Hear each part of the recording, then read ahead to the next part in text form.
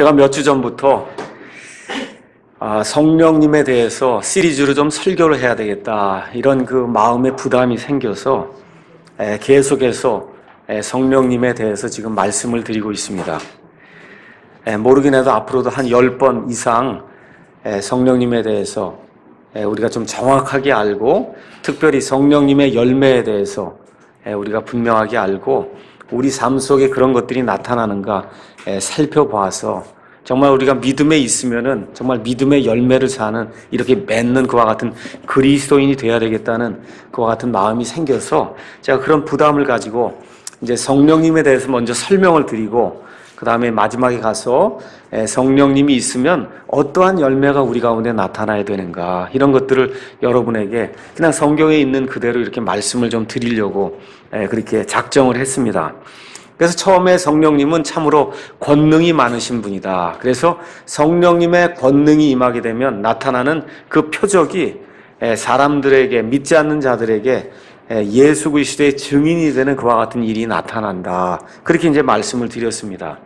또 우리 성령님은 예수님께서 이 세상을 떠나셔 하늘로 가신 이후에 우리 성령님이 오셔서, 그래서 예수님을 믿는 그런 사람들에게 진리를 가르쳐 주시고, 또 이 땅에 살면서 예수님을 믿으면 핍박을 받는데 그러한 핍박 속에서 정말 위로를 해주시는 그러한 분이 성령님이시다, 이렇게 말씀을 드렸습니다.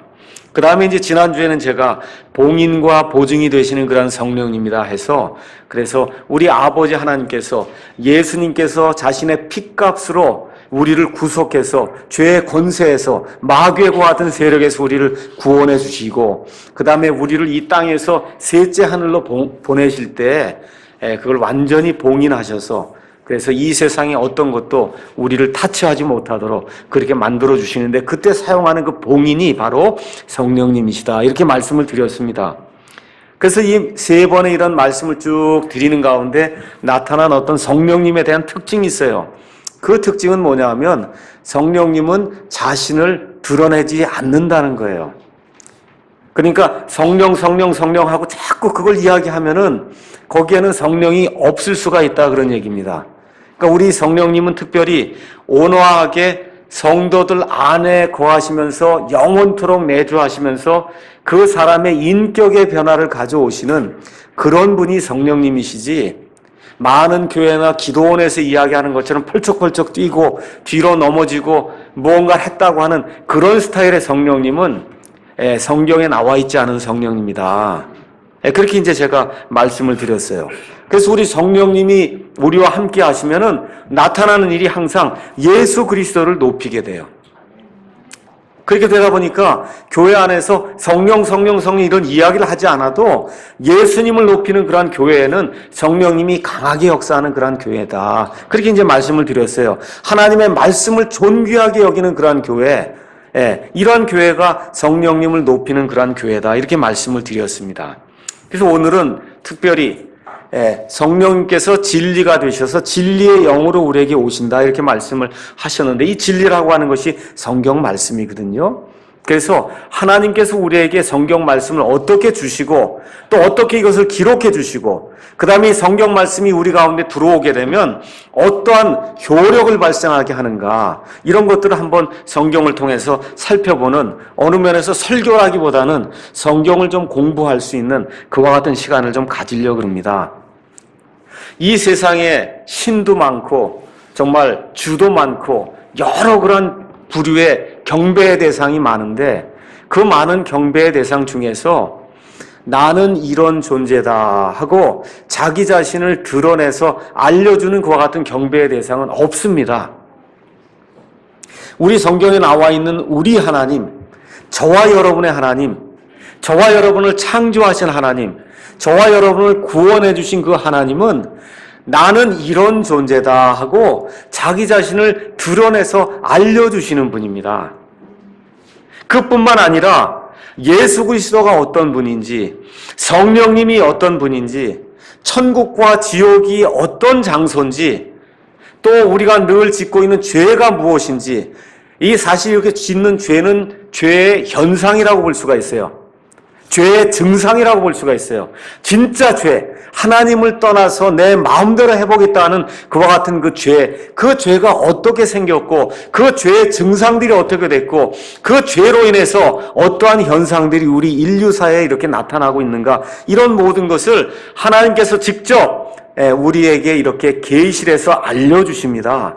마귀가 어떤 존재인지, 마귀에게 속해 있는 마귀의 천사들이 어떤 존재인지, 하나님의 천사가 어떤 존재인지, 또 하나님의 천사들 이외에 있는 천상의 존재, 그룹, 천사장, 또 그 외에 스랍이라고 하는 그와 같은 천상의 존재가 어떤지, 또 인류 역사가 앞으로 어떻게 될 것인지, 유대인이 무엇이고 이방인이 무엇인지, 저와 여러분이 앞으로 당하게 될 그와 같은 휴거가 무엇인지, 이런 모든 것들을 하나님이 하나하나 모든 것들을 다 우리에게 드러내서 알려주신다, 그런 얘기입니다. 이 세상의 다른 경제는 이런 것이 없어요. 이 세상의 다른 숭배 대상은 이런 것을 알려주지 않습니다. 이런 것을 계시라고 성경이 이야기를 합니다. 그래서 사람이라면 누구든지 온전한 정신을 가지고 있으면 천지 만물을 살펴보고 자기의 양심을 살펴보게 될 때, 이 모든 것을 계획하고 만드시고 이루시는 그런 어떤 절대적인 존재가 있구나 하는 것을 인정하지 않을 수가 없습니다. 자, 그런데 문제가 뭐냐 하면 이런 모든 것들을 객관적으로 이렇게 제시하지 않으면, 그러면 결정적인 증거를 우리가 사람들에게 보여줄 수가 없어요. 여러분이 요새 천국 갔다 왔다 그러고 지옥 갔다 왔다 그러고 그런 사람들 이야기가 인터넷이나 뭐 간증 집회 이런 데 많이 떠오르는 걸 이제 보게 될 겁니다. 근데 이상하게 천국을 가면 미국 사람 천국은 천국이 아파트처럼 생기고, 한국 사람 천국은 가면 큰 기와집처럼 이렇게 천국이 생겼다는 거예요. 그렇죠? 이게 다 벌써 뭔가 이상한 거 아닙니까? 그렇죠? 이게 뭐냐 하면 주관적인 증거예요. 이게 주관적인 증거. 내가 봤는데 나는 기와집처럼 생겼더라. 내가 봤는데 나는 아파트처럼 생겼더라. 이런 주관적인 어떤 증거를 가져다가는 사람들을 설득할 수가 없습니다. 그와 같이 이상한 것들을 쫓아다니는 그런 사람들에게는 그게 어떤 증거가 될지 모르지만, 세상에 믿지 않는 이와 같은 모든 사람들에게 다가갈 때 그런 증거를 가져다가 대면은 믿을 사람이 아무도 없어요. 그러니까 다시 한번 말씀드리면, 내가 꿈에 봤다고 하거나 내가 뭘 주장하는 그와 같은 주관적인 그와 같은 계시, 이런 것은 효력이 자기나 그 옆에 있는 몇몇 사람들에게 있을 수 있어도 온 세상 사람들에게 미치는 그와 같은 효력을 가질 수가 없다는 겁니다. 그래서 하나님께서 세상을 이처럼 사랑하사 자신의 왜 독생자를 주셨으니 이것은 누구든지 그를 믿는 자는 멸망하지 아니하고 영존한 생명을 얻게 하려 하십니다. 하나님이 말씀해 주신 그 사실을 확증해 주시려면 사람이 알아들을 수 있는 사람의 말로, 사람의 단어로 이것들을 기록해서 하나님이 이걸 제시해 주실 때야 비로소 하나님의 그런 계시를 이 세상의 모든 사람들이 보고 객관적으로 이렇게 제시가 되어 있기 때문에, 그래서 이 말씀을 따라서 나중에 이 말씀대로 사람들이 심판을 받는다고 성경이 이야기를 하고 있습니다. 그래서 우리 기독교는 말의 종교예요. 창세기 1장부터 계시록 22장까지 우리 기독교는 사람의 말을 이야기하지 아니하고 하나님이 우리에게 이렇게 말씀하셨다 하는 이 말을 가장 중요하게 여기는 그러한 종교입니다. 말이라고 자꾸 얘기하니까 무슨 목사의 말인가 보다가 아니라 우리 기독교는 단어를 중시하는 종교다, 그런 얘기입니다. 하나님께서 처음에 하늘과 땅을 창조하시니라 할 때 거기 나오는 단어 한 단어가 생명의 말씀이요, 이 단어가 너무너무 중요한 그와 같은 하나님께서 우리에게 주시는 그런 메시지라고 여기는 그와 같은 종교입니다. 그래서 이 말, 단어가 엄청나게 중요하기 때문에 우리 예수님의 이름이 단어예요. 요한복음 1장 1절에 처음에 말씀이 계시니라. 그 말씀이 하나님과 함께 계셨으니 그 말씀이 하나님이었다. 우리 말로는 지금 번역이 말씀이라고 번역이 되어 있지만 영어로는 word라고 그렇게 기록이 되어 있어요. 다른 식으로 얘기하면 처음에 단어가 있었다, 그 얘기예요. 그 단어가 하나님과 함께 계셨으니 그 단어는 곧 하나님이시다, 그렇게 얘기하는 거예요. 그러니까 이 단어와 말이라고 하는 것이 우리 기독교에서는 생명이 되는 거예요.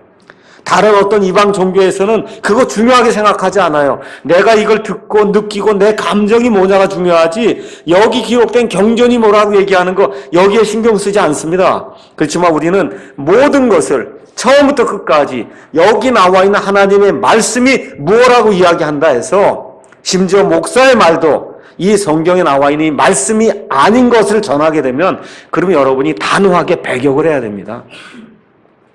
그래서 우리는 말을 중시하는, 단어를 중시하는, 그래서 하나님의 생명의 호흡이 들어가 있는 이러한 그 말씀을 중시하는 그와 같은 그리스도인들입니다. 근데 중요한 것은 이걸 누가 기록해줬냐, 이거 누가 기록해줬냐. 물론 사람이 사람의 말로 기록했지만 성경 말씀은 하나님의 영, 우리 성령님께서 친히 사람들을 움직이셔서 하나님께서 쓰고자 하시는 그와 같은 말, 단어 하나하나를 우리 성령님이 기록해 주셨다고 이야기를 합니다.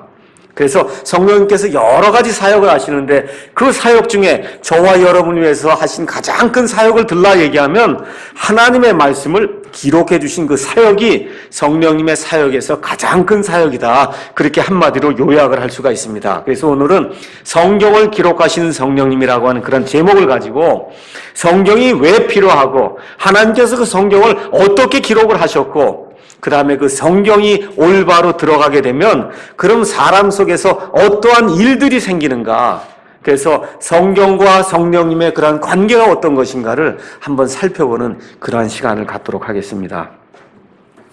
오늘 디모데후서 3장 말씀을 읽었습니다. 제가 늘 말씀드렸듯이 성경을 읽으실 때는 앞뒤 문맥을 잘 보시고 왜 이 말이 나왔는가 그거를 이해하셔야, 그래야 이 말씀이 무슨 뜻이구나 하는 거를 그 저자가 의도했던 대로 우리가 이해를 할 수가 있습니다. 오늘 우리가 디모데후서 3장 12절부터 17절을 읽었어요. 그렇죠? 그래서 그 12절부터 17절에 지금 성경 말씀에 대한 그런 이야기가 나오는데 이게 도대체 왜 나왔는가 그 배경 설명을 제가 잠깐 드리도록 하겠습니다.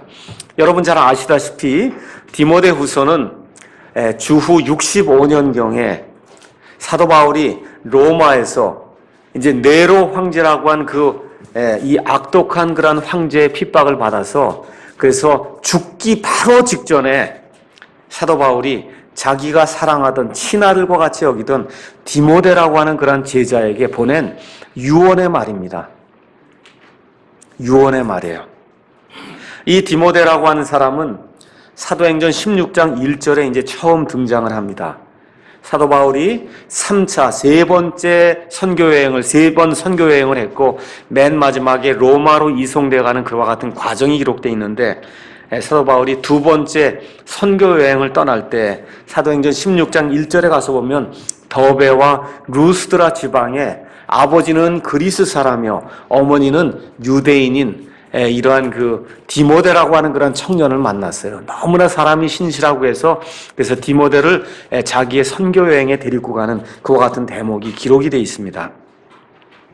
성경 말씀을 읽으실 때 빌립보서 2장 21절에서 22절에 가서 보니까 사도 바울이 그 디모데를 칭찬하는 그와 같은 마음이 이 글이 나오는데 이 정도 칭찬이 되면 어떤 사람인가 여러분이 한번 이해하실 수 있을 겁니다.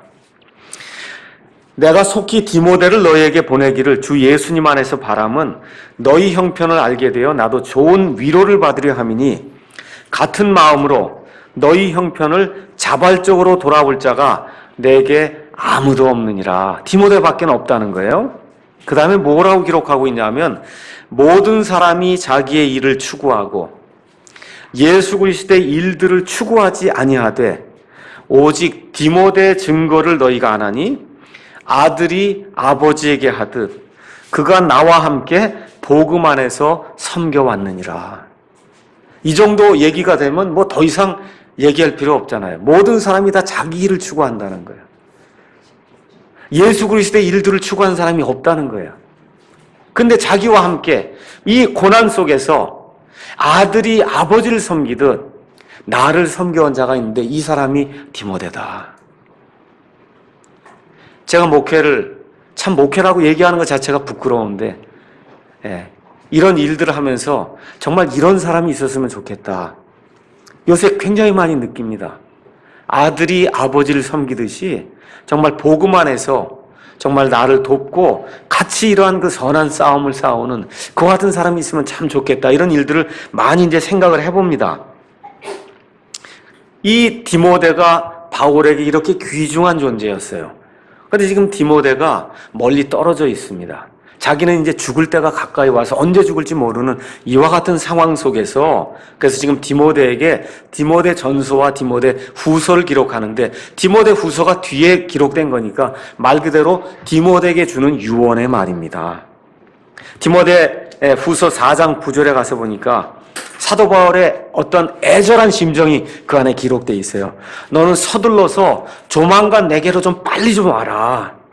그러면서 나오는 얘기가 여러 사람들 얘기가 나오죠. 데마 얘기가 나오죠. 그러면서 이 사람들이 다 나를 버리고 떠나갔다. 그렇죠?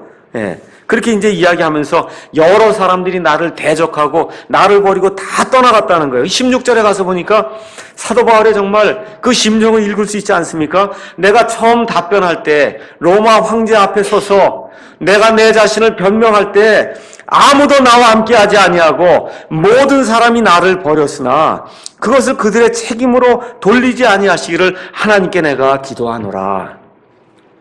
참 이와 같은 그 말씀을 읽을 때 마음에 정말 찡합니다. 야, 이게 어떻게 이런 일들이 발생할 수 있을까?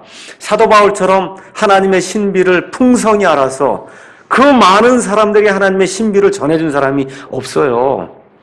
근데 지금 이 사람의 마지막 그 삶의 모습이 어떠냐는 거예요. 주변에 아무도 없다는 겁니다. 그러니까 자기가 친아들처럼 여기던 그 디모데가 보고 싶어서 좀 빨리 와라. 내가 죽기 전에 너 한번 보고 싶다 하면서 이렇게 애절한 그런 심정을 이 안에 표현하고 있습니다. 마태복음 8장 20절에 가서 보니까 우리 예수님께서 여우도 굴이 있고 공중의 새도 보금자리가 있을 때 사람의 아들은 머리 둘 곳이 없다. 그렇게 이야기를 하시거든요. 여러분 어떠세요? 예수님 지금 이 땅에 오시면 저와 여러분이 사는 그런 모습을 볼 때 여러분 좀 어떠세요? 우리 예수님도 그런 삶을 사시고 지금 여기 사도 바울도 지금 그런 삶을 살지 않습니까? 예. 그렇다고 그래서 뭐 세상에 다 모든 걸 가져다 주고 거지 생활할 그런 얘기가 아니라 정말 복음을 위해서 이렇게 사는 가운데 천국을 향해서 이런 소망을 가지고 사는 가운데 나중에 이와 같은 처지가 되었음에도 불구하고 그 사람 속에서 기쁨이 샘솟듯 흘러나오는 그와 같은 일이 있었다는 겁니다. 이런 삶이 우리 가운데 있기를 주님의 이름으로 축원합니다. 그러면서 사도 바울이 말세 이 세상에 있게 될 그와 같은 징조에 대해서 디모데후서 3장 1절에서 5절에 지금 이야기를 하고 있습니다. 말세에 대해서 마지막 날들의 위험한 때가 이르리라 하면서 여러 가지 그런 징조를 다 이야기하면서 5절에 가서 보니까 하나님의 성품의 모양은 있어요. 거룩하게 하는 것 같이 그런 모양은 있는데 그것의 능력은 부인하는 그런 사람들이 생겨난다는 겁니다. 교회에 다닌다 그러고 11조 한다 그러고 그렇죠? 교회를 아름답게 꾸미고 주일날마다 모이고 뭘 한다고 이렇게 하는데 하나님의 그런 성품 거룩한 이런 모습은 있는데 하나님의 그 성품으로 인한 능력이 나타나지 않는 그런 사람들이 말세에 넘쳐난다고 지금 사도 바울이 이야기를 하고 있어요. 그러면서 뭐라고 얘기하냐면 그런 사람들에게서 너는 분리가 돼서 떠나라고 이야기하고 있습니다. 그런 사람들하고 같이 모이지 말고 분리가 돼서 떠나서 진리를 추구하는 그런 사람들하고 같이 모이라고 사도 바울이 이야기를 하고 있습니다. 이런 가운데 6절하고 7절을 가서 보면 너무나 안타까운 그와 같은 말씀이 기록이 되어 있습니다. 거기 가서 보니까 어떤 사람들, 특별히 여자들을 언급하면서 뭐라고 이야기하느냐, 어떤 부류의 여자들이 있는데 그 여자들은 항상 배우나 결코 진리를 아는 데는 이르지 못하느니라 라고 지금 6절에서 7절에 지금 이야기를 하고 있습니다. 여기 여자들이라고 이야기했지만 남자나 여자나 지금 모두에게 해당이 되는 말이에요. 지금 하나님의 사도가 이야기하는 거예요. 뭐라고 얘기해요? 항상 배운다는 거예요. 제가 목사가 돼서 너무 답답하게 느끼는 그런 사람들이 있어요. 어떤 사람이냐? 1년, 2년 동안 이걸 들어도 변화가 생기질 않아요. 이게 뭐가 지금 잘못이 돼 있는 거예요. 영에 지금 잘못이 돼 있는 거예요. 계속해서 이걸 말씀을 듣고 들어도 이게 이해가 안 된다는 겁니다. 이해가 안 되고 과거에 자기가 하던 그런 방식을 그걸 벗어버리지 못하고 틀을 다시 놓고 제대로 믿음 생활을 해야 된다 이렇게 이야기하는데 자기의 틀을 꽉 잡고는 진리가 들어가도 그걸 자꾸 옆으로 버리니까 1년, 2년, 3년이 돼도 전혀 변화가 생기지 않는 그런 사람들을 보게 될 때 정말 답답합니다. 근데 지금 사도 바울이 그 얘기를 하는 거예요. 항상 배우나 진리를 아는 데는 이르지 못하는 그런 사람들이 있다. 근데 이런 사람들의 종말이 어떻게 되느냐 하면 그 다음에 나와 있는 거예요. 8절에 얀네와 얀브레가 모세를 대적한 것 같이 과거의 이집트에서 모세가 파라오 앞에서 이 하나님의 여러 가지 기적들을 보여줄 때 그 이집트의 마술사들 중에 이름이 얀네와 얀브레라고 하는 그런 마술사가 있어서 하나님의 기적들을 대적한 그런 적이 있었거든요. 그 사람들이 하나님의 일들을 대적한 것 같이 이런 사람들도 진리를 대적한다는 거예요. 배우겠다고 해서 뭘 하고 열심히 하는데 결국 하는 일이 진리를 대적하는 그런 일들을 한다는 겁니다. 그렇게 해서 어떻게 된다는 거예요? 이들은 마음이 부패한 자들이요 믿음에 관하여는 버림받은 자들이니라. 그래서 제가 말씀드리는 것은 여러분과 제가 이 병이 깊어지기 전에 이 병에서 빠져나와야 된다는 거예요. 하루, 이틀, 사흘, 일주일, 한 달, 두 달 하나님의 말씀을 이렇게 귀담아 듣고 이게 어떤 말씀인가 이렇게 잘 듣고 변화가 되질 않으면 그러면 어떤 병이 걸리냐? 진리를 대적하다가 결국은 이 진리에 다다르지 못하고 죽는, 그래서 믿음에 관하여는 버림받은 자가 되는 그와 같은 악한 일이 우리에게 생겨날 수 있다는 겁니다. 그러니까 이게 하나님의 말씀, 특별히 목사가 서서 이런 말을 전할 때 이게 도대체 무슨 얘기인지 모르겠다 하는 그런 증세가 1년, 2년 이렇게 지나가게 되면 그럼 믿지 않은 사람보다 더 나쁜 일이 생길 수가 있다는 거예요. 그래서 마음을 좀 다시 한번 살펴보고 왜 내게 이런 일이 있는가 생각을 해보고 목사에게 와야 됩니다. 목사님, 이게 제가 아무리 얘기를 들어도 이게 무슨 얘기인지 지금 이해가 안 되는데 이게 지금 무슨 문제가 있는 것 같습니다 하고 문제를 내어놓고 이 문제를 풀어야지 1년, 2년, 3년 계속 헌금 드리고 11조 한다고 그러고 주일 성수한다고 그러고 교회를 다니는데 이 문제가 발생하면 그러면 아주 이게 고약한 문제고 시간이 지나면 지날수록 고치기가 어려운 것과 같은 중병이 되기 때문에 하나님의 말씀을 들어도 이해가 안 된다 하게 되면 처음엔 괜찮습니다. 모를 땐 괜찮아요. 근데 시간이 지나도 자꾸 이런 문제가 생기면 그게 심각한 병에 걸려 있는 거예요. 그래서 그 병을 고쳐야만 됩니다. 그래서 수많은 이단들이 등장을 하는 거예요. 왜 등장을 해요? 교회 안에 가려운 귀를 좀 긁어줬으면 좋겠다 하는 사람들이 많이 있다 보니까 그 귀를 긁어주는 그런 말을 하는 그런 사람들이 나타나서 신천지를 한다 그러고 무슨 안상홍을 한다 그러고, 그렇죠? 이런 것들을 가지고 사람들을 유혹하는 일이 이래서 생기는 거예요. 진리를 계속 배운다고 오는데 진리에 도달하지 못하니까 여기 가고 저기 가고 떠돌아다니는 그와 같은 삶이 생긴다는 겁니다. 자, 그러면서 사도 바울이 10절에서 14절에 이런 사람들이 말세에 많이 생기는데 성도는 그런 사람이 아니다 하고 성도의 특징에 대해서 10절에서 14절에 우리에게 이야기해 주는 거예요. 그 성도의 특징에 대해서 이야기하면서 다른 사람 얘기를 안 합니다. 뭘 얘기를 해요? 10절에 그러나 하고 시작이 되죠. 이런 사람들이 수두룩한데 말세는 이런 사람들이 수두룩하다. 그러나 지금 나오는 거예요. 그러나 너는 나의 교리와 내가 지금까지 가르쳐 온 것과 나의 삶의 방식과 나의 목적과, 그렇죠? 그 다음에 나의 믿음과 나의 오래 참음과 나의 사랑과 나의 인내와 11절에 안디옥과 이고니움과 루스드라에서 내게 닥친 고난과 핍박을 내가 알지 아니하냐.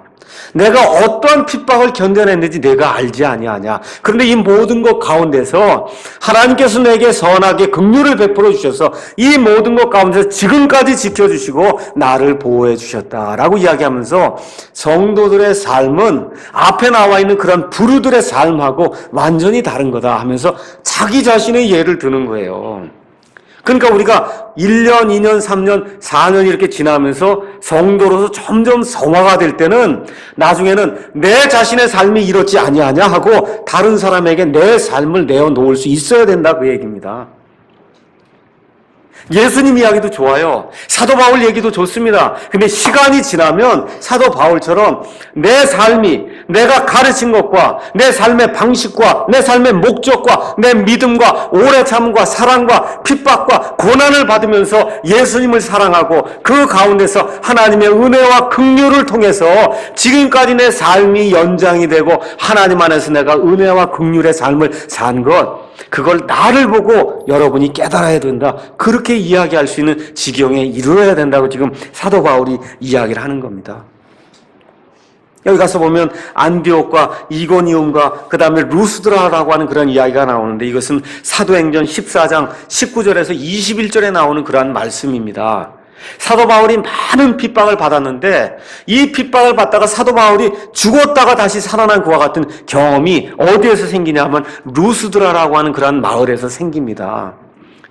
사도 바울이 이 루스드라에 가서 믿지 않는 이방인들에게 복음을 선포하다가 어머니 태로부터 걸어본 적이 없는 사람이 믿음을 가지고 있는 걸 보고 이 사람을 살려줬어요. 이 사람이 껑둥껑둥 뛰기 시작했습니다. 그랬더니 그 이방인들이 뭐라고 얘기하냐면 신들이 하늘에서 내려와서 우리 가운데 거하니까 우리가 이 사람들에게 꽃을 갖다 바쳐다 드리고 이 사람들을 숭배해야 되겠다고 그와 같은 일이 발생하니까 사도 바울과 이 바나바가 그렇게 하면 안 된다고 이야기를 하면서 하나님은 그런 존재가 아니다 이렇게 설명을 하고 있어요. 이 설명이 끝나고 났는데 어떤 일이 발생하냐 하면 안디옥과 이고니움에 있던 유대인들이 화가 나갖고 바울의 동족인 이 유대인들이 이 루스드라고 하는 마을까지 쳐들어와갖고는 사도 바울에게 돌을 던져갖고 사도 바울이 거기서 죽는 그와 같은 일이 발생을 합니다. 그 일의 내용이 어디에 기록이 되어 있냐면 고린도후서 12장에 기록이 되어 있는 거예요. 14년 전에 내가 어떤 사람을 알고 있었다. 그 사람이 몸 안에 있었는지 몸 밖에 있었는지 알 수 없다. 그때 내가 분량에 넘치는 것 같은 계시를 받았다. 그 계시를 받은 그 내용이 그때 돌에 맞고 죽은 그런 상태에서 이 천국에 갔다 온 그와 같은 일을 그 안에 기록을 하고 있어요. 그러니까 사도 바울이 많은 어려움을 겪었지만 이 안디옥과 이고니움과 루스드라에서 자기가 받은 그 고난과 그 핍박, 그건 잊을 수 없는 그런 사건이기 때문에 지금 여기 디모데에게 다시 한번 그거를 이야기해 주는 겁니다. 그러면서 뭐라고 얘기해요? 12절에 우리 다 같이 한번 가서 읽어보겠습니다. 디모데후서 3장 12절 읽겠습니다. 참으로 그리스도 예수님 안에서 하나님의 뜻대로 살고자 하는 모든 자는 핍박을 받을 터이나. 모든 자라 그래요? 아니면 몇 사람이라 그럽니까? 모든 자면 예수님 안에 있는 모든 자죠? 맞습니까? 그러면 예수님 안에서 예수님의 뜻대로 하나님의 뜻대로 살겠다고 하는 모든 사람은 뭘 받아야 된다고요? 핍박을 받아야 된다는 거예요. 근데 핍박이 가만히 있으면 핍박이 안 생깁니다. 그렇죠? 어떻게 할 때 핍박이 생겨요? 예수님을 증언하고 예수님의 삶에 그런 합당한 그런 삶을 내가 좀 살아야 되겠다 하고 마음을 작정하고 이렇게 한 발을 내디디면 그때부터 핍박이 오는 거예요. 그렇죠? 말씀을 좀 보존하는 그런 일을 해야 되겠다 하고 하나님의 올바른 말씀이 있습니다 이렇게 주장을 하면 그때부터 핍박이 오는 거예요. 그 전까지는 핍박이 오질 않습니다. 다시 말씀드리면 하나님으로 인해서 하나님의 말씀으로 인해서 예수 그리스도로 인해서 내가 한 발짝을 뛰면서 전진하면서 하나님을 기쁘게 하는 그런 일을 해야 되겠다고 하면 그때부터 핍박이 오게 돼 있다. 성경이 그렇게 이야기를 하고 있는 겁니다. 그리고 사도 바울이 14절에 무엇라고 얘기하느냐 하면 너는 배워서 확신하게 된 그 일들 가운데 거하라. 지금 그렇게 이야기하는 거예요. 뭐라 그래요? 먼저 배워서 그 다음에 확신을 갖게 된 그런 일이 있으면 그 일 안에 거해야 된다. 그렇게 이야기하는 겁니다. 그러니까 뭐가 있어야 돼요? 배우는 일이 있어야 된다는 거예요. 사도 바울이 죽기 전에 지금 유언으로 자기 아들에게 주는 거예요. 너는 먼저 배워야 된다. 배운 다음에 어떻게 해야 된다는 거예요? 확신을 가져야 된다는 거예요. 그래서 이 확신을 가지면 그 확신하고 배운 그 일들 안에 거해야 된다. 그래야 넘어지지 않는다는 거예요. 그래야 핍박을 이겨낼 수 있다는 겁니다. 핍박을 이겨내는 게 내 힘으로 불가능해요. 무엇으로 가능하냐? 배우고 확신하는 그런 일들이 우리 안에 있을 때 예수님 때문에 내가 핍박을 받는 그런 일들을 내가 감당을 할 수 있다. 지금 사도 바울이 그렇게 이야기하는 겁니다. 그러면 다른 이야기로 하면 여러분을 가르칠 수 있는 것 같은 사람이 있어야 되겠죠? 맞습니까? 그러면 가정에서는 아이들을 가르칠 수 있는 사람이 있어야 되겠죠? 그게 부모가 해야 될 일이고 교회에서 목사가 해야 될 일이며 교회에서 초등부, 유년부, 유치부, 중등부, 고등부, 청년부 교사들이 해야 될 그런 일이 바로 이런 일이다. 성경이 지금 그렇게 이야기를 하는 겁니다. 근데 디모데를 누가 가르쳤냐? 디모데가 태어나서 어릴 때부터 디모데의 할머니 되는 로이스가 가르쳤고 디모데의 어머니가 되는 유니스가 가르쳤고 그 이후에는 사도 바울이라고 하는 이 선생님을 만나서 이 선생님의 그 삶을 통해서 그와 함께 동행하는 그런 삶을 통해서 이 디모데라고 하는 사람이 하나님을 섬기는 것이 무엇인가를 배우게 됐고 그래서 배우고 확신하는 그런 일들이 생김으로 말미암아 사도 바울의 뒤를 이어서 에베소 교회의 첫 번째 감독이 돼갖고 그래서 하나님을 기쁘게 하는 그런 일을 하는 그와 같은 하나님의 사자가 됐다는 겁니다. 자, 그러면서 이제 나오는 게 드디어 15절, 17절에 나오는 그런 말씀이에요. 그러면 배우고 가르치려면 뭐가 있어야 되냐? 교과서가 있어야 된다는 거예요. 여러분, 제 말을 아무리 가르쳐봐야 소용이 없습니다. 소크라테스, 부처, 공자 말 아무리 가르쳐봐야 소용이 없어요. 대통령의 말, 헌법 이런 거 아무리 가르쳐봐야 소용이 없습니다.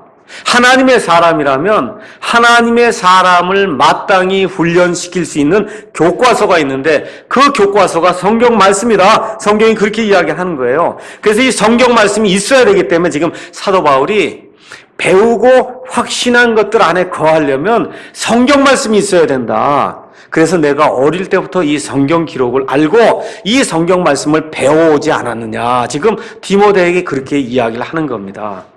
그럼 AD 65년경에 이 신약 성경이 있었을까요? 없었을까요? 없었어요. 없었잖아요. 대부분의 신약 성경이 아직 기록이 안 돼 있고 되어 있다 하더라도 몇 사람만 지금 보고 있는 그런 상태지 저와 여러분처럼 이렇게 한 성경 안에 신약과 구약이 다 들어있지 않았습니다. 근데 지금 뭐라고 얘기하느냐 하면 사도 바울이 디모데야, 내가 어릴 때부터 성경 기록들을 배워왔다는 거예요. 그럼 이 성경 기록들은 구약 성경일까요? 신약 성경일까요? 네, 구약 성경이에요. 그래서 어릴 때부터 성경을 가르치는 것이 대단히 중요하다는 겁니다. 그래서 우리 교회는 그렇게 작고 뭐 힘은 없지만 어떻게 하든지 아이들을 좀 바르게 키워야 되겠다 해서 말씀을 한 구절이라도 외워오라 그러고 아이들에게 오후 시간에 성경 말씀을 가르치고 있는 겁니다. 어려서부터 아이가 마땅히 가야 할 길로 그를 훈련시키면 나이가 들어서도 그 길에서 벗어나지 않으리라고 성경이 이야기를 하고 있기 때문에 그래서 어릴 때부터 우리 아이들을 이렇게 우리가 가르치고 있어요. 그러면서 사도 바울이 뭐라고 또 이야기하냐 하면 어린아이 때부터 내가 거룩한 성경 기록들을 알았나니 그것들은 능히 너를 지혜롭게 하여 어릴 때부터 아이를 지혜롭게 만든다는 거예요. 그 다음에 뭐라 그래요? 그리스도 예수님 안에 있는 믿음을 통해 구원에 이르게 하느니라. 그러니까 아이도 성경 말씀을 읽으면 지혜를 깨달아서 예수님 안에 있는 믿음을 가지고 구원을 얻을 수가 있다고 이야기를 하는 거예요. 어른만 구원을 받는 게 아니라 아이에게도 성경 말씀을 이렇게 읽으면 지혜가 점점 자라난다는 겁니다. 그래서 아이들 가운데 8살짜리로 구원받을 수 있고 9살짜리도 구원을 받을 수 있다는 거예요. 지금 성경이 그렇게 이야기를 하는 겁니다. 그래서 어려서부터 아이들을 하나님의 말씀을 이렇게 가르쳐서 그래서 하나님의 영이 저 아이들 속에 들어가서 저 죽어있는 영을 치게 될 때 저 아이들의 영이 살아남으로 말미암아 예수님 안에 있는 그 믿음을 가질 때 그래서 구원받는 그와 같은 일이 일어난다고 성경이 이야기를 하고 있습니다. 그래서 구원받는 일은 아주 간단해요. 아이든 어른이든 아주 간단해요. 뭐가 있어야 돼요? 성경이 있어야 된다, 그 얘기예요.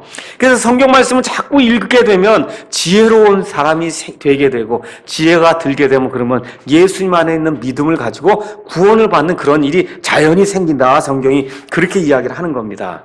그 이야기를 하면서 사도 바울이 이와 같이 중요한 그 성경 기록, 이 성경 말씀이 어떻게 오는가를 지금 16절에서 우리에게 설명을 해주는 거예요. 이 성경이 이렇게 귀중하고 소중한데 이 성경이 어떻게 오냐? 16절에 가서 보니까 모든 성경 기록은 하나님의 영감으로 주어졌다, 그렇게 돼 있는 거예요. 하나님의 영감으로 주어졌다. 사람의 영감, 사람이 마음속에서 무언가를 보고 느낀 거, 이런 걸로 이 하나님의 모든 성경 기록이 주어진 것이 아니라 하나님의 영감으로 주어졌다는 거예요. 영감이라고 하는 그런 말, 영어로 가서 보면 inspiration 이렇게 기록이 돼 있어요. inspiration. 거기 가서 보시면 in 그 다음에 spiration에 spiration 이렇게 기록이 돼 있어요. 거기 가서 중간에 inspiration에 spir 아시죠? 그 단어에다가 끝에 it를 붙이면 스피릿이 돼요. 스피릿. 다시 말씀드리면 하나님의 영에 의해서 기록이 됐다, 그런 뜻이에요. 하나님의 수음에 의해서 이 하나님의 모든 성경 기록이 기록이 되었다, 성경이 그렇게 이야기를 하는 겁니다.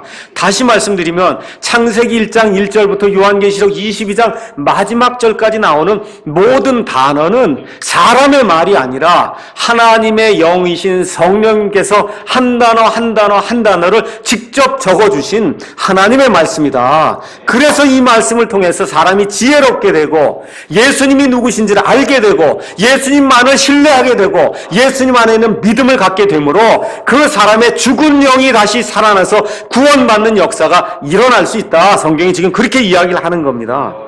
그래서 베드로후서 1장 20절에 가서 보니까 뭐라고 이제 기록이 되어 있냐면 하나님의 말씀에 대해서 먼저 이것을 알라. 성경 기록의 대언 중에 어떤 것도 사적인 해석에서 난 것이 없나니 대언은 옛적에 하나님의 거룩한 사람들이 하나님의 영께서 자기들을 움직이시는 대로 기록했다, 그렇게 이야기를 해요. 사도 바울이 마음에 원하는 대로 기록한 게 아닙니다. 모세가 자기가 느낀 대로 기록한 게 아니에요. 하나님의 영께서 그들을 움직이시는 대로 그들이 하나님의 영의 도구가 돼서, 그래서 하나님의 말씀을 기록을 했기 때문에 이 말씀은 사람의 말이 아니다, 성경이 그렇게 이야기하는 겁니다. 그렇기 때문에 이 성경 말씀에 들어있는 모든 단어는 순수한 단어다. 잠언 30장 5절 6절에 하나님의 모든 말씀은 순수하다 그래요. 하나님의 모든 말씀은 순수하며 하나님은 자신을 신뢰하는 자들에게 방패가 되시느니라. 너는 그분의 말씀들에 더하지 말라. 하나님께서 너를 책망하실 터인즉 내가 거짓말쟁이로 드러날까 내가 염려한다. 하나님의 모든 말씀, 여기 창세기 1장부터 계시록까지 나와 있는 하나님의 모든 말씀은 순수한 말씀이다. 시편 12편 6절에서 7절에 주의 말씀들은 순수한 말씀들이니 흑도가니에서 정죄하여 7번 순수하게 만든 은 같도다.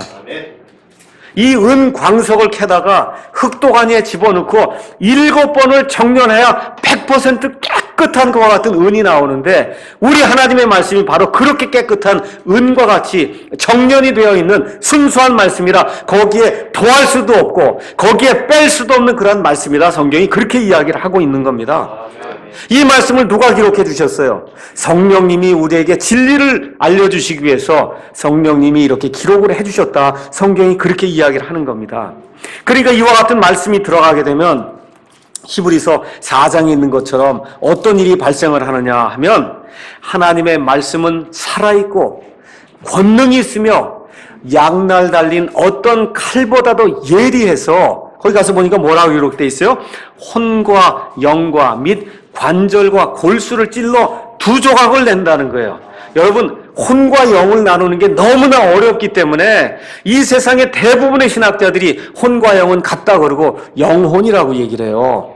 그래서 이분소를 주장해요. 나누기가 어렵거든요. 근데 지금 뭐라 그래요? 하나님의 말씀은 얼마나 예리하냐면 양날 달린 두 칼과 같아갖고 영과 혼을 쫙 쪼갠다는 거예요. 사람의 힘으로는 쪼갤 수가 없는데 쪼개어 보여준다는 겁니다. 그 다음에 뭐라 그래요? 마음의 생각과 의도를 분별하는 분이라고 얘기하는 거예요. 하나님의 말씀이 이렇게 사람같이 인격체라고 얘기하는 거예요. 저와 여러분 속에 들어있는 마음의 생각과 의도를 하나님은 아신다는 거예요. 뭘 통해서? 하나님의 말씀을 통해서 아신다고 이야기합니다. 그래서 거기 13절에 가서 보니까 그분의 눈앞에서, 다시 말씀드리면 하나님의 말씀 안에서 이걸 다 까놓고 저와 여러분을 벌거놓고 이렇게 세워놓으면은 그분 앞에서 드러나지 아니할 창조물이 하나도 없고 모든 것이 우리와 상관하시는 그분의 눈앞에 벌거벗은 채 드러나 있다. 성경이 그렇게 이야기하는 겁니다. 이게 살아있는 말씀이기 때문에 나중에 뭐로 심판을 받아요? 이 말씀으로 심판을 받아요. 이 말씀으로. 하나님이 말로 세상을 창조하시고 말씀 되시는 분을 보내주셔서 그 말씀 되시는 분을 믿을 때 구원을 얻게 해주시고 맨 마지막에 심판을 받을 때에도 이 말씀에 따라 심판을 받기 때문에 저와 여러분이 이 하나님의 말씀 앞에 가서 딱 서면은 벌거벗은 채 그 안에 드러날 수밖에 없다. 성경이 그렇게 이야기하는 겁니다. 얼마나 멋있어요. 그걸 누가 기록해 주셨다고요? 성령님이 기록해 주셨다는 겁니다. 그래서 이와 같은 그 말씀이 있게 되니까 베드로전서 1장에 뭐라고 기록이 되어 있냐 하면 1장 23절 말씀 제가 읽어보겠습니다. 너희가 다시 태어난 것은 썩을 씨에서 난 것이 아니요 썩지 아니할 씨에서 난 것이니 살아있고 영원히 거하는 하나님의 말씀으로 된 것이니라. 모든 육체는 풀과 같고 사람의 모든 영광은 풀의 꽃과 같으니라. 풀은 마르고 꽃은 시드나 오직 주의 말씀은 영원토록 지속되나니 복음으로 너희에게 전파된 그 말씀이 바로 이 말씀이니라. 이렇게 이야기하는 거예요. 누가 기록해 주신 말씀이에요? 성령님이 기록해 주신 그 말씀입니다. 그래서 이 말씀이 들어가게 되면 어떤 효과가 나타나냐? 우리 다 같이 시편 119편에 가서 몇 구절을 같이 읽어보겠습니다. 시편 119편에 가서 보니까 하나님의 말씀이 들어갈 때 사람이 어떻게 변하는가가 나와 있어요. 9절 가서 보겠습니다. 청년이 무엇으로 자기 길을 깨끗하게 하리이까? 주의 말씀에 따라 자기 길을 조심함으로 하리이다. 내가 아무리 의지를 가지고 내 자신을 깨끗하게 하려고 해도 된다 그래요? 안 된다 그래요? 안 된다 그래요. 뭘로 된다는 거예요? 주의 말씀으로 된다는 겁니다. 주의 말씀으로. 그래서 11절에 뭐라 그래요? 내가 주께 죄를 짓지 아니하려고 주의 말씀을 내 마음속에 숨겨놨습니다. 여기 나쁜 일 하러 갈 때도 말씀이 이 안에 숨어 있으니까 말씀이 튀어나온단 말이에요. 악한 일 하지 못하도록 막아준다 그 얘기입니다. 다시 말씀드리면 죄를 짓지 않도록 이 말씀이 우리를 막아준다 그 얘기입니다. 105편에 가서 보니까 또 105절에 가서 보니까 뭐라고 기록이 되어 있냐면 주의 말씀은 내 발의 등이요 내 길의 빛이니이다. 여러분 밤에 지금은 전기가 이게 들어오기 때문에 밤에 이렇게 지나갈 때 문제가 없지만 지금부터 2000년 전 3000년 전에는 밤에 지나갈 때 불이 없으면 어떻게 되겠어요? 웅덩이에 빠지고 가시덤불에 걸려 넘어지지 않습니까? 근데 뭐라 그래요? 내 발의 등불이요 내 길의 빛이니이다. 여러분이 정말 하나님이 기뻐하시는 그런 삶을 살길 원하면 하나님의 인도를 받기 원하면 이 말씀대로 살아야 된다. 성경이 그렇게 이야기하는 겁니다. 왜 그래요? 하나님의 영께서 이 말씀을 주장하시고 이 말씀을 주시면서 우리의 삶을 인도할 수 있는 등불과 빛으로 주셨기 때문에 그래서 이 말씀을 저와 여러분이 존중히 여기고 이 말씀에 따라 살기를 원하면 아름다운 것과 같은 삶이 우리 가운데 있다 그 얘기입니다. 그래서 사업을 할 때도 다시 한번 말씀드려요. 사업을 할 때도 직장을 가질 때도 배우자를 구할 때도 대학을 갈 때도 이 다음에 어디 지역을 찾아서 다른 데로 이사를 갈 때도 공부를 할 때도 진로를 할 때도 이 말씀을 따라서 성령님의 인도를 받아야 되겠다 이렇게 작정을 하셔야 된다 그 얘기입니다. 119편 130절에 가서 보니까 또 뭐라고 기록이 되어 있냐면 주의 말씀들이 들어오면 빛을 주며 이 빛이 단순한 자에게 명철을 주나이다.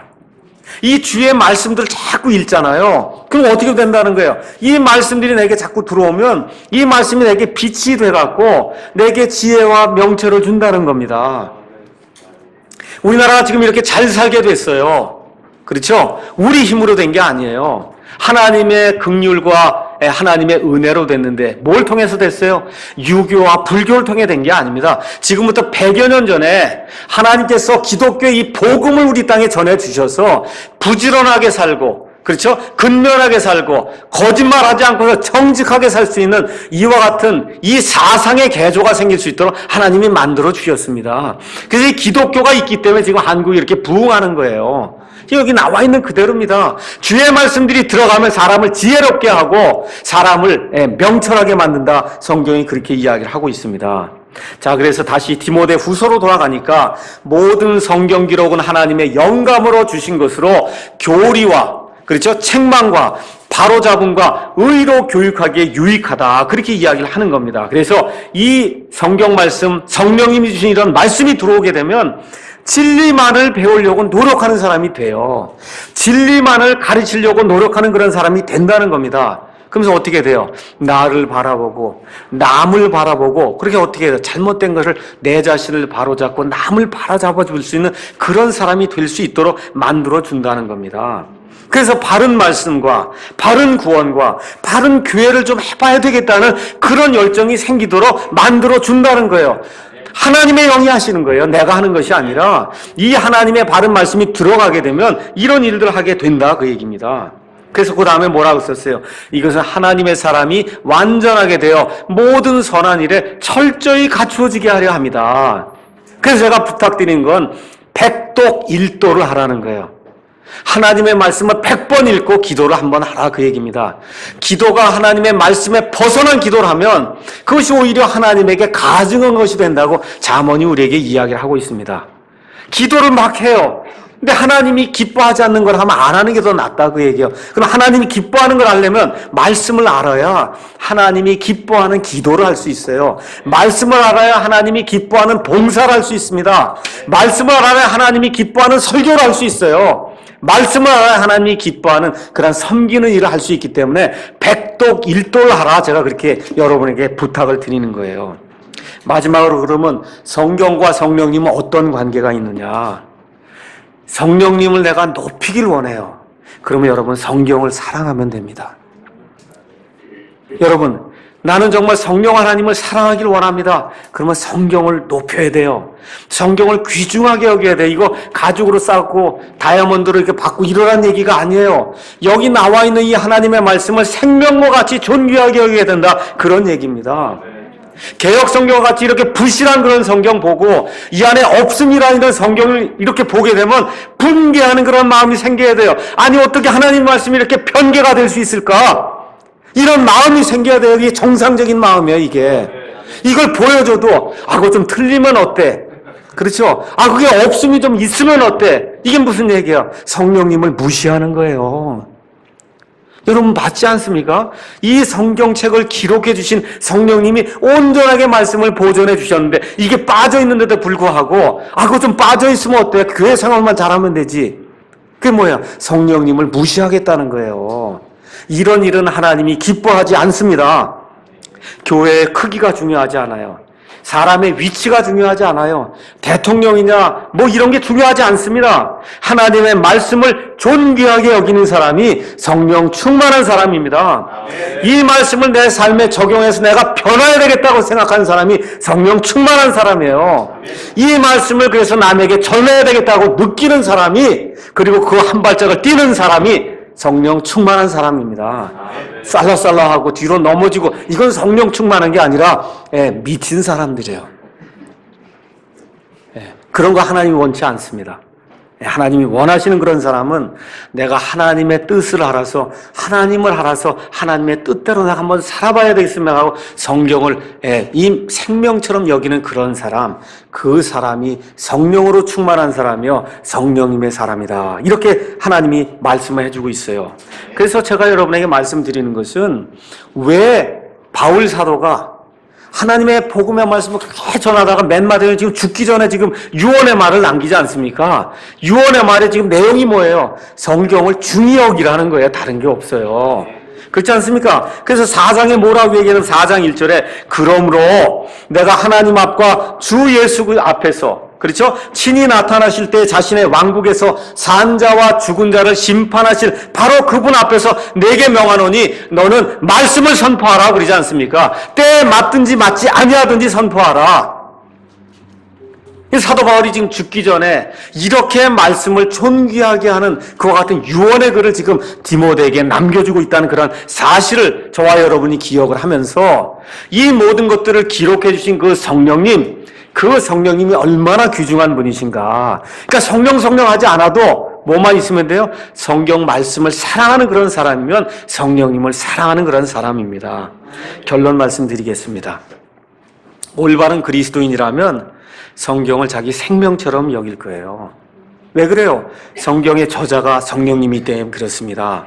하나님의 영께서 완전하게 성경 말씀을 기록해 주신 것을 믿으십니까, 여러분? 그 완전하게 기록해 주신 그 성경 말씀을 지금 이 시간까지도 완전하게 하나님의 영께서 보존해 주실 수 있음을 여러분 믿으십니까? 여러분 손안에 완전한 그런 성경이 있다고 하는 사실을 믿으십니까, 여러분? 예, 무한 그런 성경이 우리 손안에 지금 들어 있습니다. 진리만을 가지고 있는 그런 성경이 들어 있어요. 이 성경이 살아있는 말씀이요, 권능 있는 말씀이요, 사람을 구원에 이르게 하는 그런 말씀임을 여러분 믿으십니까? 이걸 믿으시는 분이 성령 충만한 분입니다.